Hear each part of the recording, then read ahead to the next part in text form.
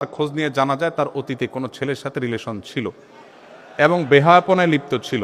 এসব মেয়েদের বিয়ে করার বিধান কি? পরিবার থেকে এসব মেয়েদের মেনে নিতে চাচ্ছেন না।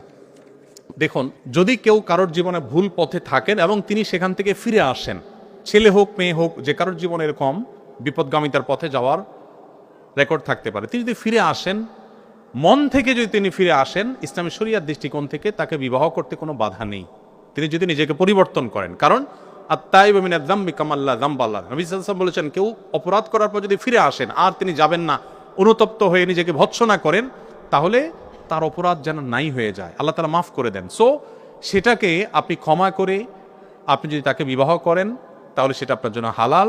কোনোভাবে তার পেছনের সেই অপরাধ কর্মকে তুলে খুঁচিয়ে খুঁচিয়ে তাকে কষ্ট দেওয়া, এটা আপনার জন্য উচিত হবে না। বিবাহের আগে হারাম সম্পর্ক ছিল কিনা অনেকে খুঁটিয়ে খুঁটিয়ে এগুলো জিজ্ঞাসা করেন। ইসলামের নির্দেশনা হলো যে কোনো অপরাধ করার পর সেটা বলে বেড়ানো বা প্রকাশ করাটা আরেকটা অপরাধ। এটাকে প্রকাশ করার ভিতরে কোনো ব্যাটাগিরি নেই। আল্লাহর কাছে বলে চোখের পানি ফেলে মাপ চাইতে হবে, মানুষের কাছে এটা বলার ভিতরে কোনো কল্যাণ নেই। তবে এর মানে এই না যে আরেকজনকে প্রতারিত করার কথা বলা হচ্ছে। যদি হয়ে যায়, অনুতপ্ত হয়ে মাপ চাইতে হবে এবং এদেরকে বিবাহ করা শরীয়তে নাজায়েজ নয়। তবে হ্যাঁ, আপনি যদি মনে করেন যে আমি পবিত্র মানুষকে জীবনসঙ্গী হিসেবে ধারণ করবো, সেটা অবশ্যই আপনার গুড চয়েস, সেটা আপনার ভালো রুচির ব্যাপার, সেটা আপনি করতে পারেন, কিন্তু এরকম মানুষকে বিবাহ করতে শরীয়তের দৃষ্টিকোণ থেকে কোনো নিষেধাজ্ঞা নেই।